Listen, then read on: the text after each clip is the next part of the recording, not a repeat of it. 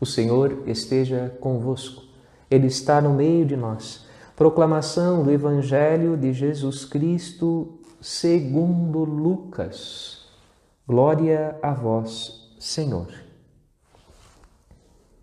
Naquele tempo, os discípulos contaram o que tinha acontecido no caminho e como tinham reconhecido Jesus ao partir o pão.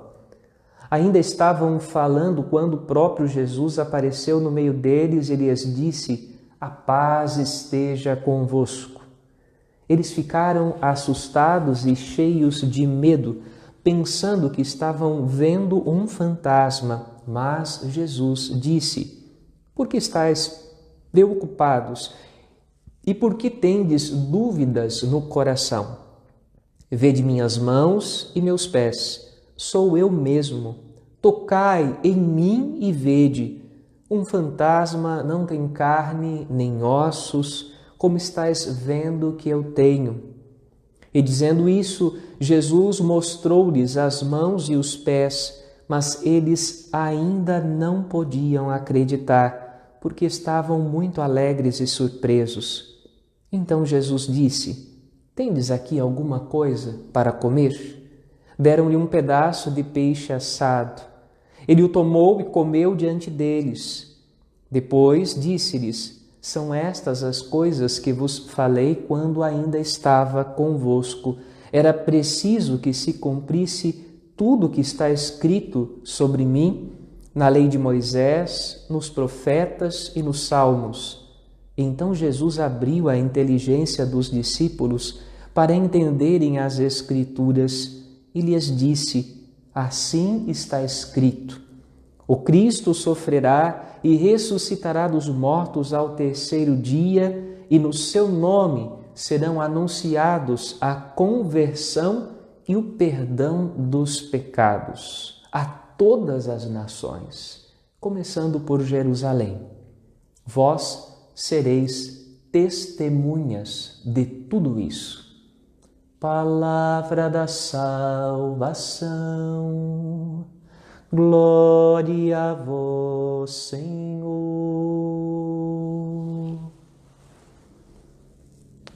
Aleluia, aleluia, aleluia, aleluia.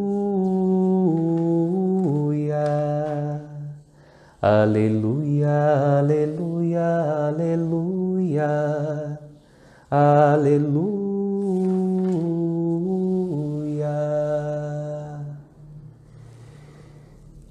Você pode se sentar um instante, talvez já esteja sentado ou sentada, não é? Tudo é muito diferente nesta experiência que a gente está vivendo nesse momento. Claro, o momento ele é difícil, mas também nos leva a pensar em algumas coisas e a resgatar algumas coisas.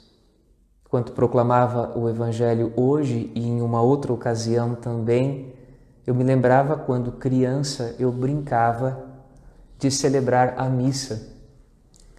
É de fato um elemento lá de uma origem de vocação extremamente infantil, é verdade? Mas quem diria, né, que de repente, hoje, nós estaríamos nesta condição. Lá, quando pequenino, era criança e não tinha uma câmera na minha frente. Hoje eu estou aqui, não estou brincando de presidir a Eucaristia, ela realmente acontece, eu sou padre, mas me recordo deste momento onde, quando criança, cada celebração era única, cada maneira de brincar, a alegria de poder experimentar coisas novas, de fazer diferente, de solenizar numa linguagem litúrgica de hoje.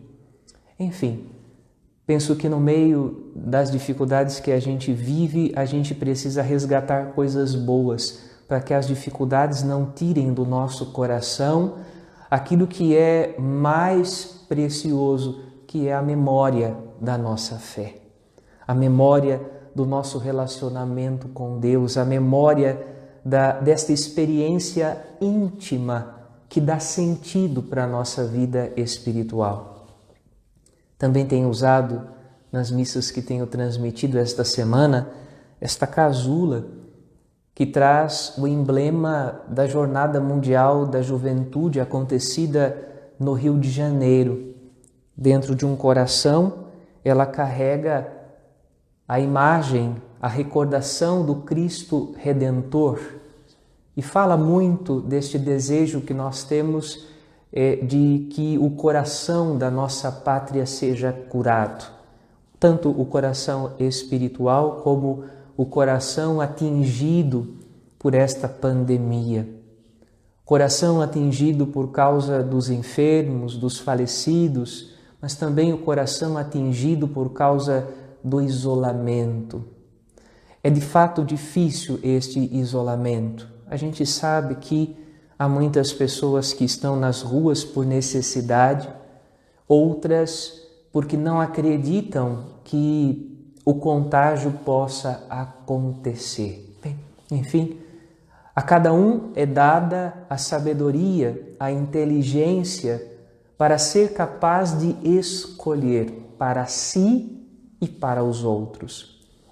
É necessário que façamos nossas escolhas e é necessário que as façamos com sabedoria, tendo condições de nos responsabilizarmos por aquilo que nós escolhemos.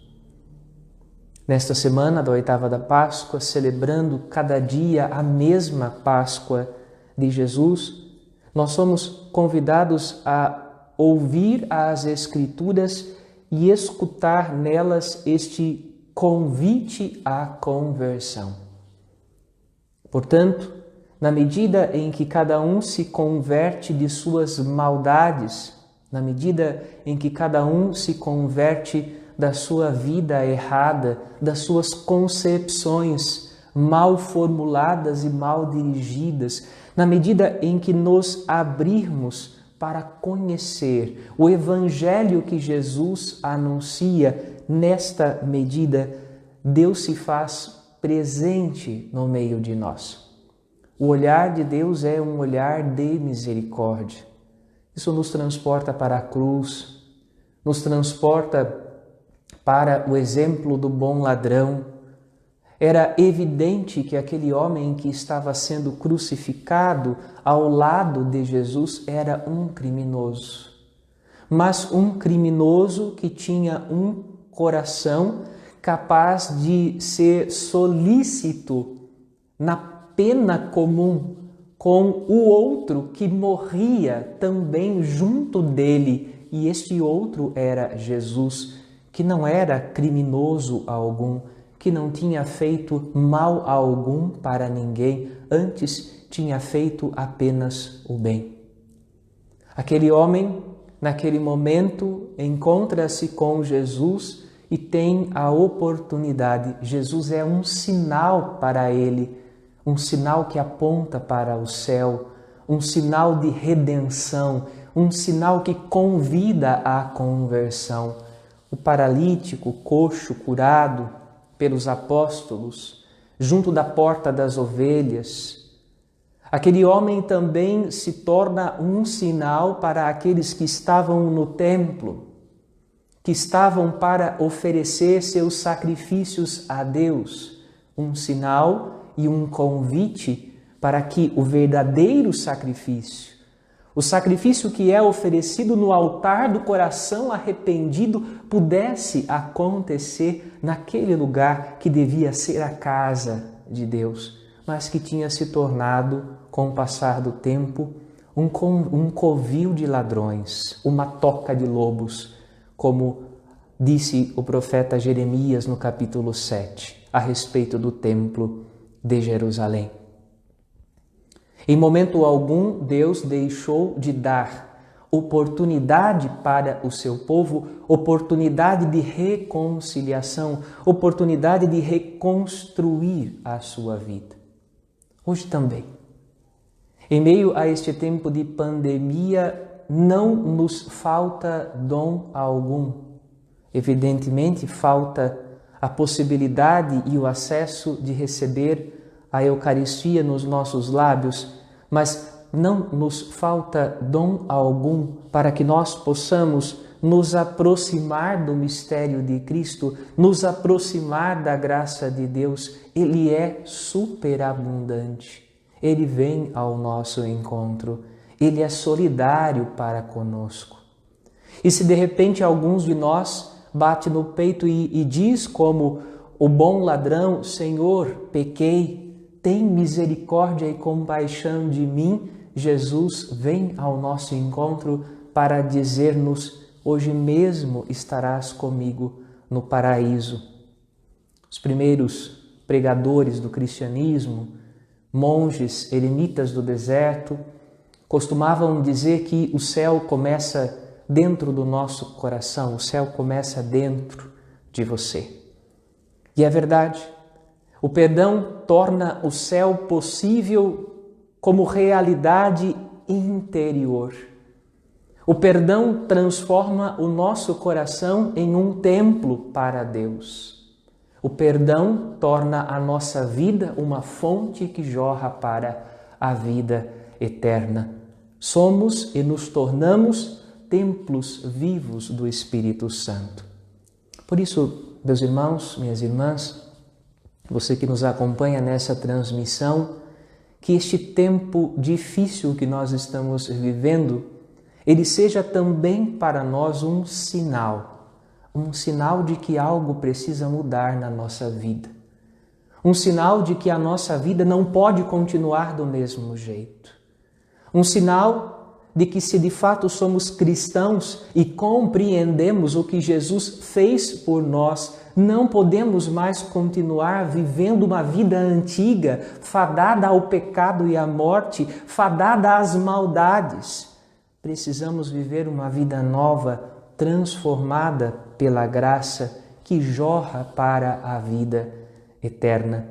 A exortação de Pedro, a exortação dos apóstolos, e é disso que eles serão testemunhas para a humanidade, testemunhas de uma vida nova, testemunhas de um caminho de salvação que de fato acontece na Igreja de Cristo, um caminho de ressurreição, através do qual Cristo presente no nosso coração age através de nós e realiza as obras do Pai em nossa vida, porque está presente no meio de nós.